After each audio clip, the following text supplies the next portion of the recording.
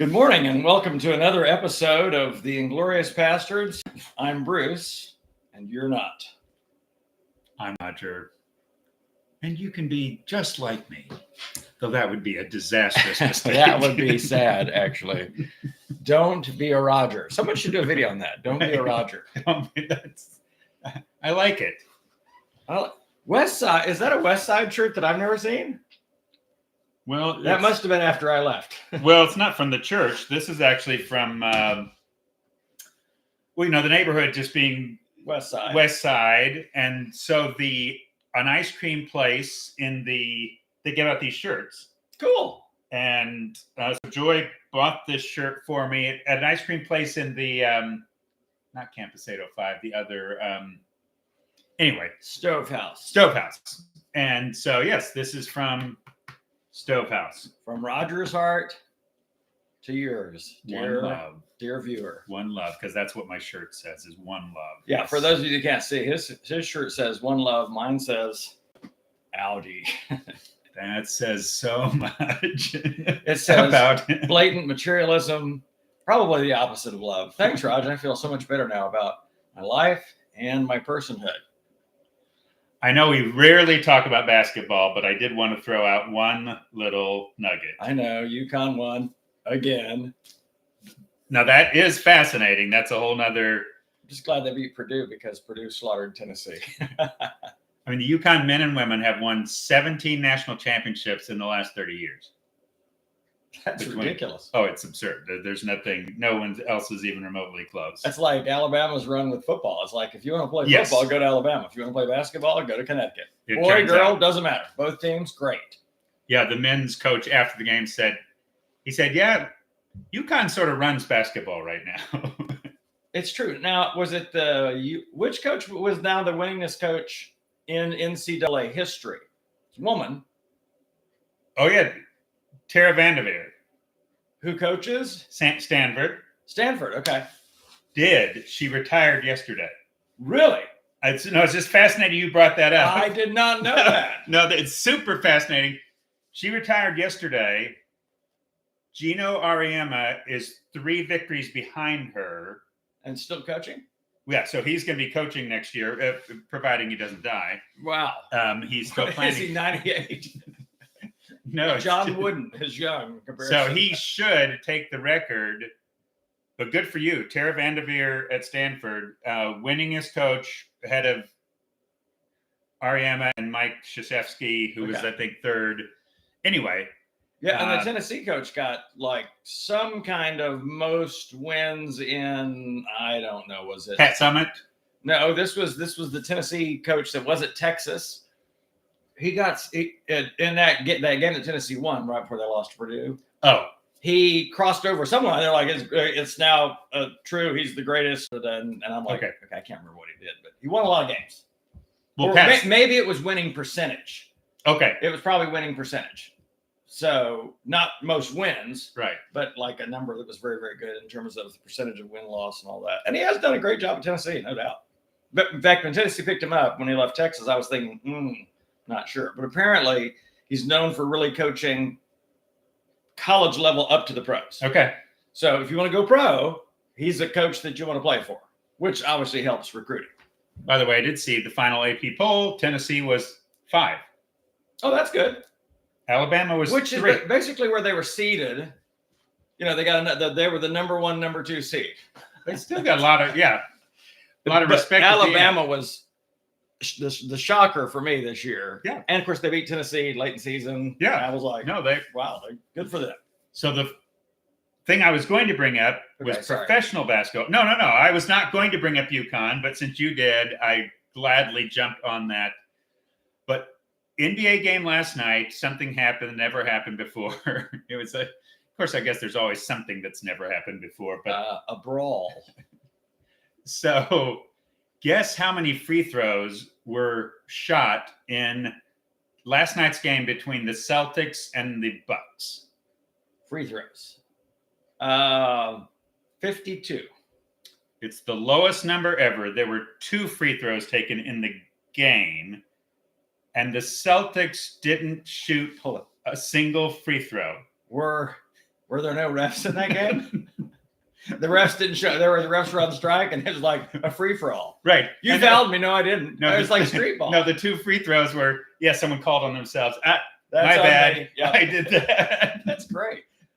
That's nuts. One team It's like in an NBA game didn't shoot a single free throw. It's almost like the refs got together and said, "Here's our game plan, right? We're not going to call anything. Just don't call anything. No one's going to get a foul. No one's going to be fouling out. Not on my watch." Right.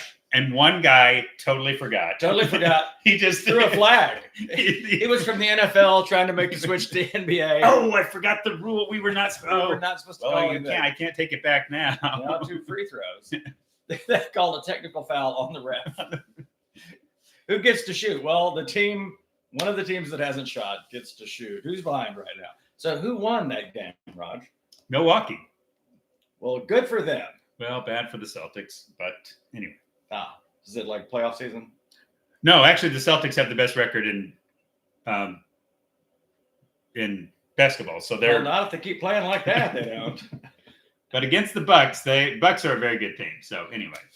Well, got a lot of input, feedback on the podcast from last week, where we tackled immigration and politics. People love it when we do that stuff. It's just very fun. We're not going there. La la la la la. We're not going there again today. Politics. I'm not going to say anything political today. I might say some things that are politically incorrect. Well, that's what the known pastors do. That's what we do. Politically incorrect. We're not bound by anybody's rules.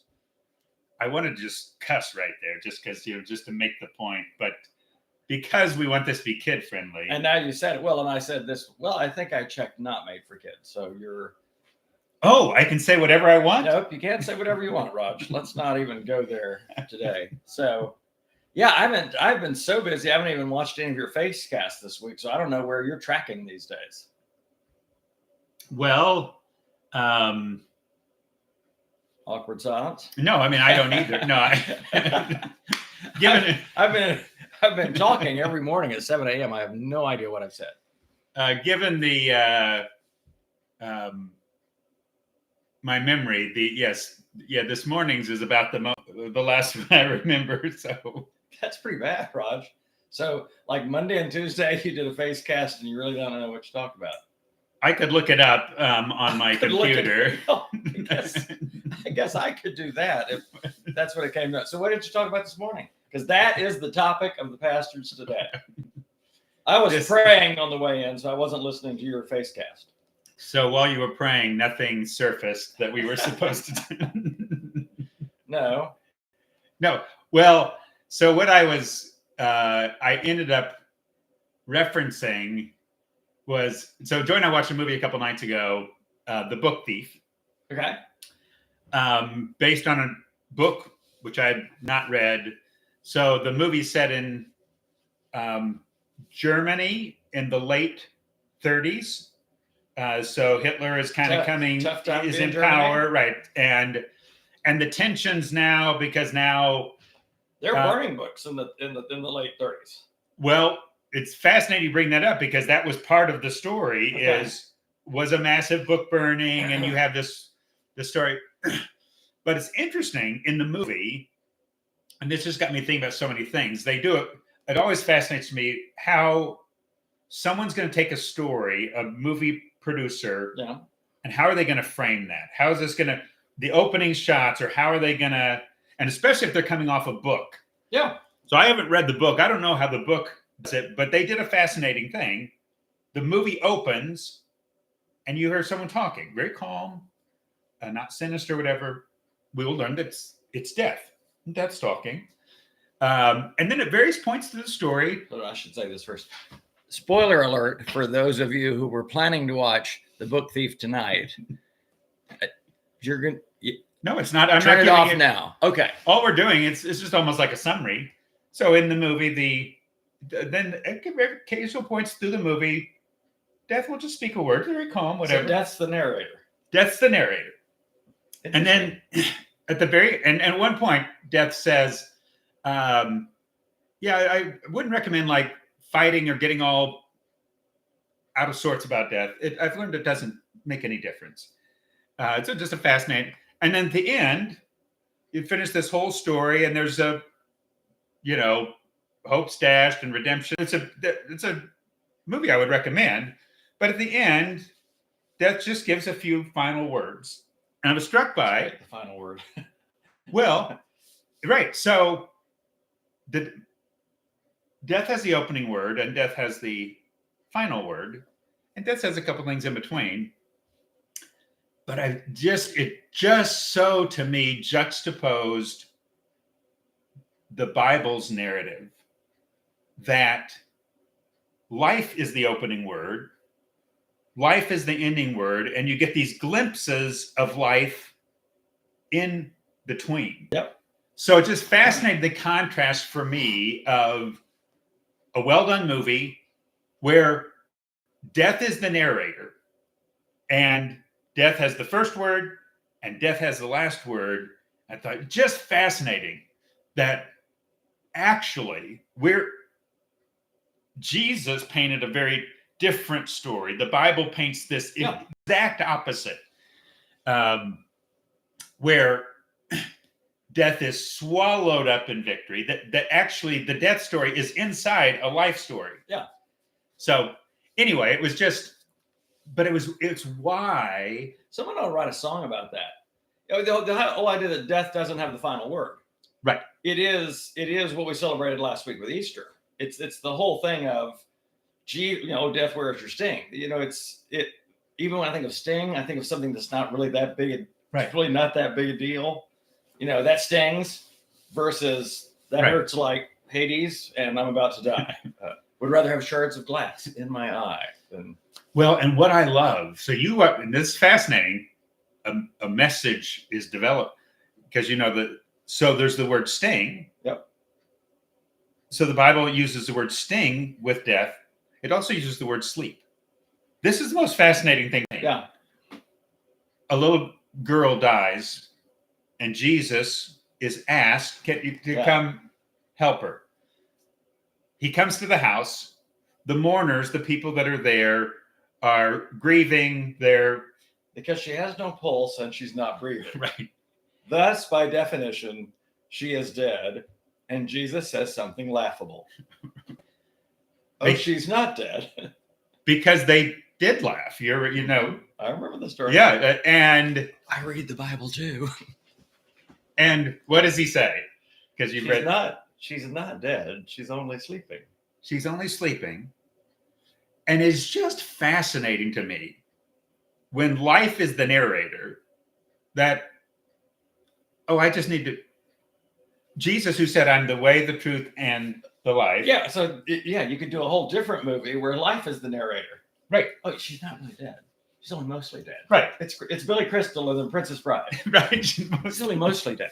Well, even when Jesus talked about Lazarus, he goes, our friend Lazarus has fallen asleep, and so we must go wake him. And they go, oh, well, if he's sleeping, he'll better. He said, no, he's dead. Right. They are the same thing. But even sleep assumes what? You're going to wake up. You're going to wake up. Right. Oh, this is good. No, this is best Pastords ever. No, it's just the fun part for Jesus said, I'm the way, the truth, and the life. Yeah. At the tomb of Lazarus, while Lazarus is still in the grave, he says, I'm the resurrection and the life. Whoever believes in me will never die.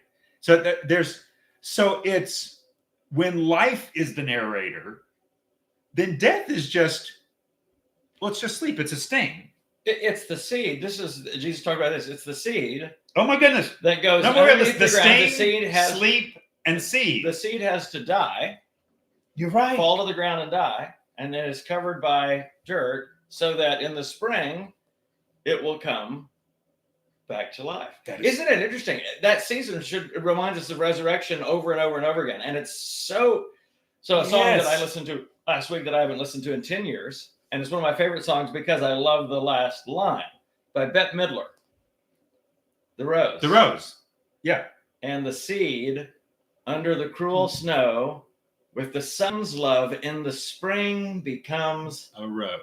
A rose. I heard it this week. Did you really? I've always loved that song. It's on my playlist. When you get to the end of that song, my arm is like goosebumps, because that is the life story. No, but so listen, all of the things now that all these images about death, a seed is buried in the ground, but that's not the end of the story. Right. Sleep is not the end of the story. A sting goes away. Yeah. A sting is not the end. Right. A sting is not an amputation. Right. It's not the end of something. No, it's and this is why what's fascinating for me then, when you understand that death is not the narrator, that death is inside a life story. Yep. That it's the exception, not the rule. Then it's why I have hope. Where literally, for me, when I think about dying, I'm not yay, I'm looking forward to that, but at the same time, I'm going to wake up. Right. So here's another thing, and it's funny that we're talking about this today, because I was thinking this week about, I'm not afraid of death. Okay. But there's a part of me that's afraid of dying, because I don't know what that's going to look like. Is it going to, it's that whole thing. Are you going to die poorly? Like or painfully, you right. mean? Painfully. Well, or in a shameful way, an embarrassing way. When I think of Jesus' death, it was all of those things combined. I mean, he knows he's going to die. I mean, imagine living life knowing that you're going to die poorly. Your time's not yet come, but when it does come, it's going to be bad. It's going to be drawn out. It's going to be bloody. It's going to be awful. And I think all of us, the dream is actually to fall asleep and die in your sleep. Die in your sleep. Because it's like you don't know that it happened. Right. Versus all the stories you see where people die. Well, like I mentioned where the only element of my fear of flying is I wouldn't want to die on an airplane. In other words, it's extremely unlikely to happen, but right. I think I'd rather die in a car accident than in a capsule with 100 other hysterical people. And because that's what it's going to be. And we have some time to contemplate our last few seconds. Losing altitude rapidly. Right. We're pretty sure. So I mean, to me, I realize I don't have a fear. The pilot just said assume crash positions. I don't have a fear of flying. I do have somewhat of a fear of dying while flying. So it's interesting where you have flying.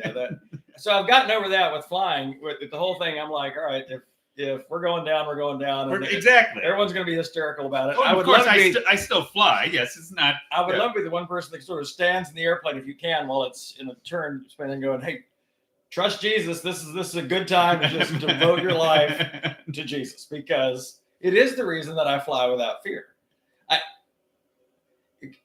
Because dying on an airplane does seem it's going to be pretty dang fast. The contemplation and the tailspin, there is that. But when it actually happens, it seems like it's going to be fast. Right. Things are going to be sheared off. Lots of fire, fast. The word incineration comes to mind. No, it's one of our cheeriest podcasts ever. So I was looking at my ticket. I should have done this earlier because I'm flying to Chile. How do you say it? Chile or Chile? Well, Chile is so much more fun. It is fun, but I feel like I'm speaking in French. What do they say? There's a little apostrophe above the E, so I'm like, it must be Chile. I've always heard Chile, but I wonder what they call it. Well, when I first advertised this trip that I'm going on, I actually spelled Chile, like with an I on the end. You did? Because I've always said it that way, and then I two people took back their sign-ups. Immediately, like, this guy is a buffoon. Every moron knows that Chile ends with an E apostrophe, which to me either means it's plural or it's Chile. I'm paying $3,000 to go eat a bowl of Chile. It's going to be great. I love it. But what I did, so I fly out of Birmingham to Atlanta. That's always either Huntsville or Birmingham to Atlanta, which is the 30-minute flight. So it's up. it's down. Right. It's great fun. Exactly. I often get bumped to first class on that flight because it doesn't matter. Yeah, right. There's not even time to get your special drink. Right. There's nothing going on. So it's like you get a little thing of water. It's almost like teas. It's a very comfortable 30-minute flight. But then I go Atlanta to Santiago, and then Santiago to Punta Arenas. And from Punta Arenas, we catch a bus, and we're going to take that to Puerto Natales. Okay. I did not really look close at my ticket coming back.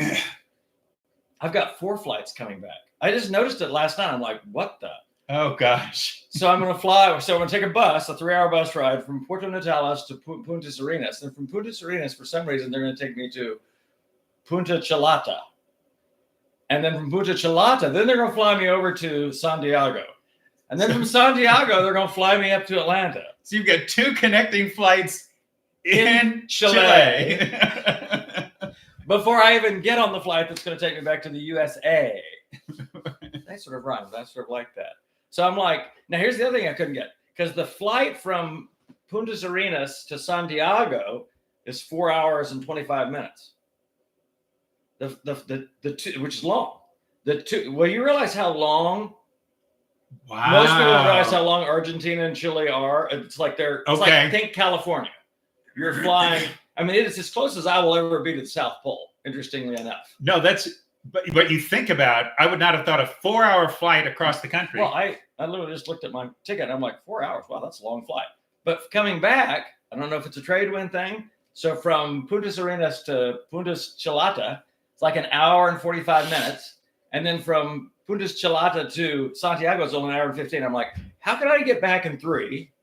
But it's going to take me 4:25 to get down there. I think they're doing some stuff. It's like we're going to go through the Bermuda Triangle on the way, and you lose an hour. Good luck. No, it's just fascinating. I'm like, okay, I need to look at the map. Are they going is it a more direct route? I don't know. But very excited about the trip. It's going to be fun. I will not be here for the Pastords next week, but Roger will not be here. There's no Pastords next week. You could call Marie. Marie always loves to do guest spots. It is true, but it's just not the same without you. No. Mind bomb. Get David.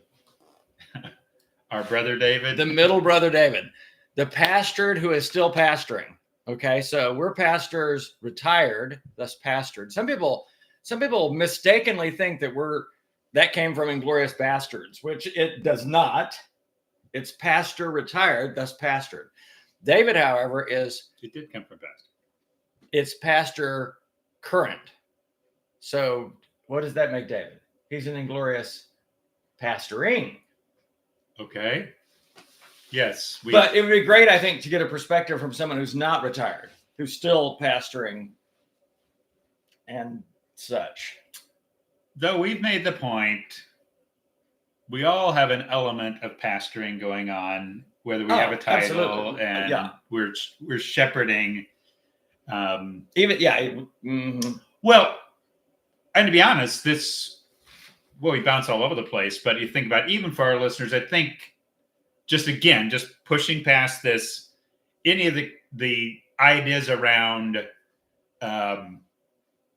official ministries or ministers. Oh, yeah. But that literally everyone is called at some level to shepherd, to encourage, to teach, to speak life, to speak life. So here's the thing, Rod. Okay, I was praying this morning, in addition to the thoughts and meditations of my heart, which thankfully you've added to my prayer, which is really good. But I was praying through Matthew 6:33. Seek the kingdom of heaven and this righteousness. Make that first. Seek this first. This is your first agenda. This is your primary agenda. Now that, I don't think that was just for the 12. You 12 are to seek the kingdom first. I think that was a universal word to everyone who would follow Christ. Then he said, and in addition to that, God's going to take care of everything that you need. So if that's the instruction, then whether you're a construction worker or you're a burial plot seller or you're an eBay salesperson, whatever you're doing, if you're seeking the kingdom, you can be bearing fruit everywhere all the time. You can be pastoring everywhere all the time. You're doing the work of the kingdom. This is that beautiful. Where Jesus would even say, even giving a cup of water. Yes. That's the work of the kingdom. That's the work of the kingdom. And so this is such an important word for anyone, again, listening, because I know people have looked at, oh, Roger, you've started a church, you've pastored, you've done significant work for the kingdom. You've pastored. I see what you did there. That was good. But to get to again, and again, our church culture elevated roles that. As this was ministry. Roger, it's like I've had a call to ministry. I'm like, pretty sure we're all called to ministry. Exactly. I mean, we're all called to ministry. No, literally. And that's why Paul says, so whatever gift you've been given, use it to the glory of God. Right. And he says there's no gifts that are less important than other gifts. No. He said some are less seen than others. Right. Some are less noticed than others, but they're no less valuable. It's the reality that today, everyone has a ministry, and it's not, let me again, today, to encourage, to refresh, to serve, to care for, and how maybe it's one of the most brilliant works of the enemy to downplay that. Yeah. Because you have people, I'm just doing nothing with my life. My life doesn't matter. My life doesn't matter. I've not written this book. I've not written a book. And it just creates this kind of discouragement that keeps you from, like, right today. Why do we downplay? Well, I think this is part of the lie, is we downplay today. Yeah. Encourage one another daily. Something that all of us can do. Make a call, text, check in with someone, visit a neighbor. I just got stuck somewhere. I was like, I get stuck every night. Roger's saying important things, but I got stuck. Get stuck. Wait, you said, some of you have never written a book, and I started thinking in my mind, what's worse, to never write a book or to write a book that never gets read? It's like, I think. Why did my book bring that to mind? Well, it did, but what I realized is the former is worse. To never write a book that you feel that you should write. In other words, it doesn't matter how many readers there are to it. It is the cup of cold water. Yes. What if you are to write a book that one person is supposed to read, because that's the narrative that God is going to use to change their life. Right. In ways that we have no idea. Right. So I would just say, do the thing. I mean, whether it's the cup of cold water, whether it's the encouragement, we're all called to pastor. Seek first the kingdom of heaven. Nothing is insignificant. No, not the smallest thing. In fact, and what that means, and we've talked about this before, but what that means is the only thing that's the wrong thing to do is to do nothing. And that's the story in all the parables of the mina and the talents. The only way you can go wrong in the kingdom of heaven is to do nothing with what you've been given. Right. It has. And Jesus even says, it's even better to just collect interest on it. You know, I did a whole message on this one time. Right. That was like, now some of us, I'm just gonna be honest, we're just sort of collecting interest. Now, that's better than nothing. But I don't want to be at that place at the end of my life where I'm like, yeah, my talent collected 3%. But I'm gonna say, but it's still better than nothing. Well, I woun't even put it there. I think that's the wrong way to frame it. In other words, to say Bruce is wrong again. Well, what I mean is to say, I think we look at people who are collecting interest, and that falls short of someone who really that's insignificant. And the point of that is actually saying, what she's saying is, the people who's just giving out cups of cold water. That's all. Yeah. That's all he was looking for. God. If God gives the increase. Here's the thing. If God gives the increase, then he's responsible for the percentage rate of interest. Right. And some people get a super high rate. Some people get a super. In other words, all we have to do is sow the seed. Today, you encourage, you speak a word, you pray for people. Help someone in need. Sir, and God gives the increase. He decides the interest rate. He decides the return. He decides. So this is why the work of the enemy is so. Anything he can do that just gets you to quit, which is, I'm not significant. It doesn't matter. It's not as big as this. I'm not getting that kind of return. Don't buy that. Don't buy it. And 2 weeks from now, we're going to talk about the importance of compounding interest, because a very small interest rate over time compounds to where it's massive. That's beautiful. It is beautiful. It's one of those things that I wish I had really understood better when I was 21. Yes. Because I had plenty of people Yep. offering me opportunities to, and it just never made sense to me. I mean, it made sense, but I was like, gosh, I'll never be 60. There's no reason to save for 60. I'm never going to be 60 for heaven's sake. And here I am, 60. What we wish we had known. Yeah.